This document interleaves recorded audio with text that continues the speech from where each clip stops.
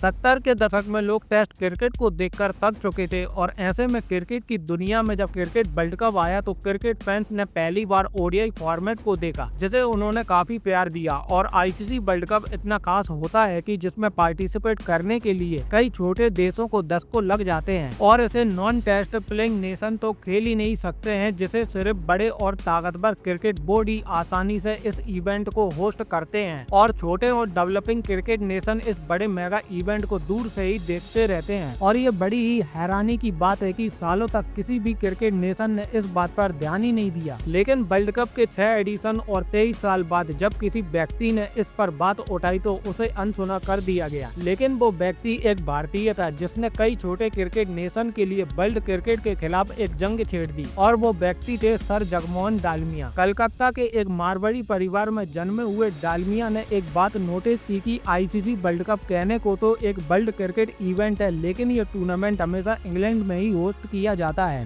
साल 1979 में डालमिया ने बीसीसीआई ज्वाइन की तो उन्होंने सबसे पहले ये बात उठाई कि वर्ल्ड कप इंग्लैंड से बाहर होना चाहिए, क्योंकि कई सारे देशों का हक है इसे होस्ट करने का। और डालमिया के मौजूद इरादों के आगे आईसीसी को झुकना पड़ा और 1987 का वर्ल्ड कप पहली बार इंडियन सब कॉन्टिनेंट पर होस्ट किया गया। लेकिन जगमोहन डालमिया जानते थे कि क्रिकेट भारत ही नहीं बल्कि पूरी दुनिया में पॉपुलर होना चाहिए, और इसीलिए उन्होंने रोटेट होस्टिंग सिस्टम शुरू किया, जिसका फायदा बड़े क्रिकेट नेशन जैसे ऑस्ट्रेलिया, इंडिया, इंग्लैंड और न्यूजीलैंड को तो बहुत हुआ, लेकिन बांग्लादेश, केनिया और जिम्बाब्वे जैसे कई क्रिकेट नेशन इसका फायदा ठीक से नहीं ले पा रहे थे। और वो चाहते थे कि छोटे क्रिकेट नेशन को भी होस्टिंग राइट्स मिलने चाहिए, जिससे उनका क्रिकेट इम्प्रूव हो और दुनिया के कई बड़े स्पोर्ट्स में क्रिकेट को भी पहचान मिले। और इसीलिए उन्होंने साल 1995 में आईसीसी कमेटी के सामने अपनी बात रखी कि एक अलग 50 ओवर का आईसीसी टूर्नामेंट होना चाहिए, जिससे छोटे देशों का भी क्रिकेट डेवलप्ड हो सके और उन्हें भी होस्टिंग राइट्स मिल सके, जिससे वो भी फाइनेंशियली और ग्राउंड लेवल पर खुद को इम्प्रूव कर सके। तो ऐसे में कई आईसीसी मेंबर्स ने बिजी कैलेंडर और बजट का बहाना देके जगमोहन डालमिया के आइडिया को नजरअंदाज कर दिया। डालमिया ने कहा कि ये टूर्नामेंट 8 टीमों के बीच खेला जाएगा और मात्र 15 दिन में ये टूर्नामेंट साल के किसी भी महीने में खत्म हो जाएगा, लेकिन इसकी चर्चा सालों तक लोगों के बीच होगी, जिससे आईसीसी और कई स्मॉल क्रिकेट नेशन का भी फायदा होगा। लेकिन असल बात तो ये थी कि शायद वो किसी भारतीय को किसी बड़ी अचीवमेंट का क्रेडिट देना नहीं चाहते थे, लेकिन डालमिया के अंदर मियां बाई की डेयरिंग और बनिए का दिमाग था। तो उन्होंने धीरे धीरे अपना कनेक्शन आईसीसी मेंबर्स के साथ सही करना शुरू कर दिया और अफ्रीका और एशिया कॉन्टिनेंट में भी अपनी पकड़ बनाना शुरू कर दिया, जिसका नतीजा ये हुआ कि साल 1997 में 21 वोटों के साथ जगमोहन डालमिया इंडिया के ही नहीं बल्कि एशिया कॉन्टिनेंट से पहले आईसीसी प्रेसिडेंट बने। और एक बार फिर उन्होंने आईसीसी नॉकआउट टूर्नामेंट की मांग रखी, जिसे आज हम आईसीसी चैंपियन ट्रॉफी के नाम से भी जानते हैं। लेकिन एक बार फिर ऑस्ट्रेलिया, न्यूजीलैंड और इंग्लैंड क्रिकेट बोर्ड ने साफ विरोध जताया, लेकिन इस बार वीटो पावर जगमोहन डालमिया के हाथ में थी। पाकिस्तान, इंडिया, श्रीलंका और साउथ अफ्रीका जैसे 15 से भी ज्यादा क्रिकेट नेशन ने डालमिया का साथ दिया। और फिर जगमोहन डालमिया के नेतृत्व में साल 1998 में आईसीसी चैंपियन ट्रॉफी का पहला एडिशन बांग्लादेश में खेला गया, जिसे ESPN और क्रिकबज़ जैसे कई स्पोर्ट प्लेटफॉर्म ने फेल्ड बताया, लेकिन ये इवेंट पूरी तरह से सफल रहा और इस इवेंट ने $20 मिलियन